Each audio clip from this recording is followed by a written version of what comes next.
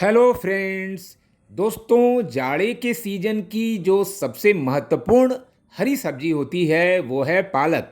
और हम लोग जाड़े के मौसम में ये सब्जी बीज के द्वारा तो लगाते ही हैं। और ये एक्चुअल में पूरी तरह से ऑर्गेनिक होती है। तो आप देख रहे हैं कि बीज से किस तरह से इसको लगाया जा रहा है। इसको मैंने ऑलरेडी बीज से लगाया हुआ है। तो बीज से लगाया हुआ पालक जो है वो पूरी तरह से ऑर्गेनिक, जैसा कि मैंने पहले बताया, हमारे स्वास्थ्य के लिए बहुत ही हेल्दियर होती है। लेकिन दोस्तों, क्या आप जो मार्केट से जो पालक लाते हैं, तो पालक को काटने के बाद जब हम उसको यूज कर लेते हैं तो उसकी जो जड़ निकलती है तो उसका क्या करते हैं?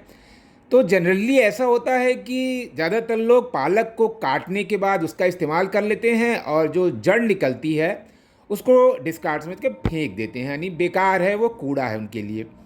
लेकिन हम गार्डनर के लिए ये चीज़ भी बहुत उपयोगी है। और मैं आप लोग को ये बताऊं कि इसका इस्तेमाल हम एक बार फिर से पालक को पाने के लिए कर सकते हैं। और इसके लिए हमें बहुत ज़्यादा खर्च करने की ज़रूरत नहीं पड़ेगी। बस मिट्टी, अपने गार्डन की जो मिट्टी है, आप उसको अच्छी तरह से तैयार करें। ध्यान दें कि जो सॉइल मिक्सचर होना चाहिए पालक के लिए, वो रेतीली मिट्टी होनी चाहिए और ह्यूमस का कंटेंट उसमें खूब ज़्यादा हो, ताकि मिट्टी हमेशा नम बनी रहे। तो अगर आपके पास गोबर कंपोस्ट है, यानी सूखा हुआ, तो आप मिट्टी में मिला लें।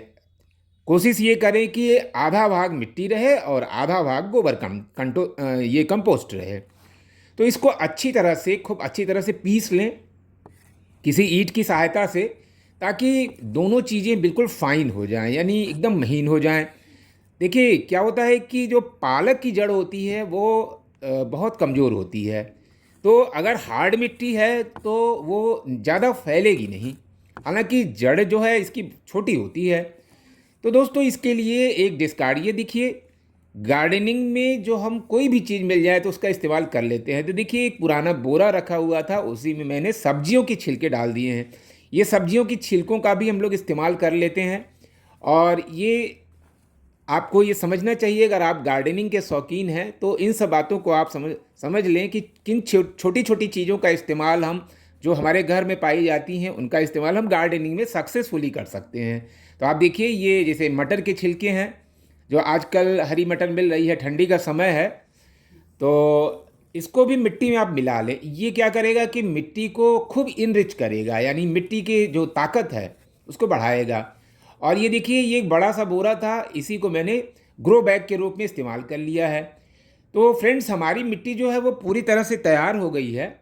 और अब इसको जो है ग्रो बैग में डाल देते हैं। तो एक बार मैं फिर आपको बताऊंगा कि मिट्टी पर काफ़ी डिपेंड करता है कि आपका पौधा किस तरह से आगे बढ़ेगा। तो पालक के लिए आप बिल्कुल फाइन मिट्टी रखें और उसमें कंकड़ वगैरह न हो।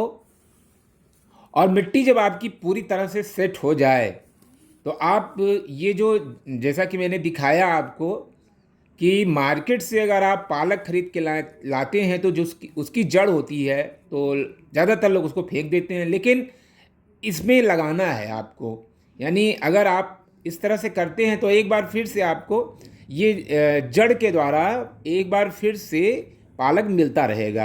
यानी पालक जो है उसमें पत्तियां आती रहेंगी, आप पत्तियों को कट करते रहिए, नीचे से पत्तियां निकलती रहेंगी।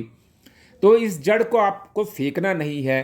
केवल पालक ही नहीं, बथुआ और जो मेथी होती है, पुदीना ये धनिया होता है, तो इन जाड़े में जो ये सारी चीज़ें मिलती हैं, इन सब का इस्तेमाल आप कर सकते हैं। इनकी जो जड़ हम लोग फेंक देते हैं उसका आप फिर से नए पौधे प्राप्त करने में इस्तेमाल कर लें। तो थोड़ी थोड़ी दूरी पर, यानी थोड़े अंतराल पर आपको एक एक जड़ को लगा देना है, ये देखिए। तो फ्रेंड्स, आप इस वीडियो को बिना स्किप किए देखें तो आपको ये पता चल जाएगा कि किस तरह से आप ये जड़ का प्रयोग एक बार फिर से पालक प्राप्त करने के लिए कर सकते हैं। तो आशा है कि ये वीडियो आपको इन्फॉर्मेटिव लग रहा होगा। तो अगर ऐसी बात है कि आपको ये वीडियो इन्फॉर्मेटिव लग रहा है तो आप मेरे चैनल को अ, अगर सब्सक्राइब नहीं किए हुए हैं तो सब्सक्राइब कर लें और इस वीडियो को लाइक शेयर करें और अपना कमेंट दें कि ये वीडियो आपको कैसा लग रहा है। तो फ्रेंड्स, ये जो जड़ है इसको एक एक करके मैंने इसमें लगा दिया है।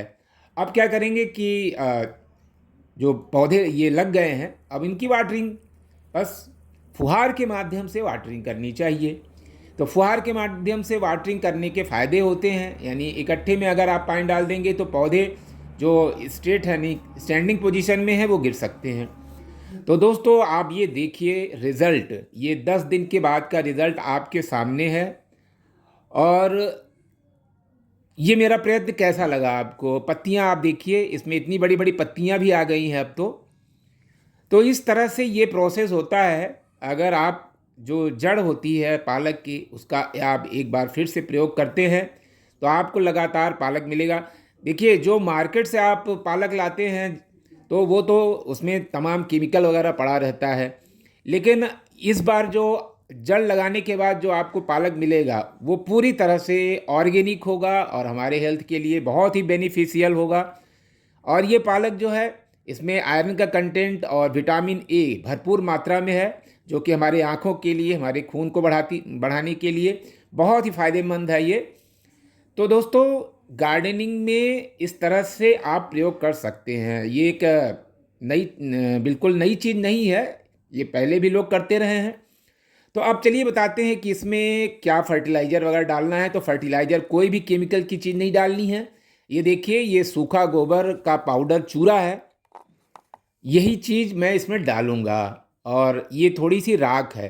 तो जो लकड़ी की राख होती है इसमें तमाम माइक्रो न्यूट्रिएंट्स होते हैं जो कि पौधों के लिए निहायत ज़रूरी होते हैं, जैसे मैग्नीशियम, बोरॉन, ये सारी चीज़ें जो है पौधों के लिए अलग अलग वर्क करती हैं। तो बस इसी को लगभग हफ्ते में एक बार आप ज़रूर डाल दिया करें। तो इससे क्या होगा कि पौधे को नियमित रूप से फर्टिलाइज़र मिलता रहेगा और आपका पौधा प्रोडक्शन भी अच्छा देता रहेगा और पूरी तरह से बीमारियों से मुक्त रहेगा। इसमें दोस्तों कोई भी आपको केमिकल चीज़ नहीं डालनी है। अगर आपको कहीं से नीम की खली मिल जाए तो उसको पानी में भिगो करके और उसका लिक्विड जो है कभी कभी स्प्रे के माध्यम से छिड़क दिया करें। तो दोस्तों आपने देखा कि एक पुराने से बोरे में मैंने किस तरह से पालक को लगाया, उसकी जड़ को लगाया और ये इतने बड़े बड़े हो गए हैं। और इसकी बस ऊपर से हार्वेस्टिंग करते जाएंगे और फिर नीचे से आपको फिर से पत्तियां निकलती जाएंगी। और दोस्तों ये देखिए ये है छाछ ये का पानी, मतलब मट्ठे का पानी है। ये जो मट्ठा होता है उसको आप डाइल्यूट कर लें और किसी बोतल में भर करके और इस तरह से स्प्रे कर दें या स्प्रेयर के माध्यम से स्प्रे कर दें। ये पालक के लिए ही नहीं, जितनी भी साग सब्जी होती है उसके लिए बहुत फ़ायदेमंद होता है छाछ। तो इसमें भी बहुत अच्छे तत्व पाए जाते हैं जो कि पौधों के लिए ज़रूरी होते हैं।